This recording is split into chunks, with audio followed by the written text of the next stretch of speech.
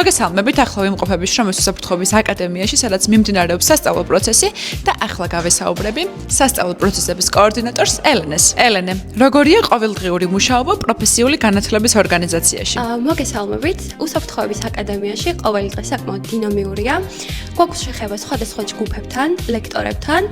და ჩვენი მთავარი მიზანი არის, რომ უწყვეტად და ხარისხიანად ვითანამშრომლოთ როგორც სტუდენტებთან, ასევე ლექტორებთან და ხარისხის მართვის გუნდთან. ელენე, რომ გვითხრა რა პასუხისმგებლობას გულისხმობს ეს პოზიცია? პასუხისმგებლობა საკმაოდ მაღალია, ვინაიდან და რადგანაც ჩვენ ვზრუნავთ, რომ სასწავლო პროცესი წარიმართოს გეგმის მიხედვით. ასევე აღსანიშნავია ისიც, რომ ჩვენი მუშაობა პირდაპირ აისახება როგორც სტუდენტებზე, ასევე ლექტორებზე. და მნიშვნელოვანია ისიც, რომ ეს შედეგი არ არის მოკლევადი არამედ ეს ყოველივე აისახება კურსდამთავრებულების მომავალზე.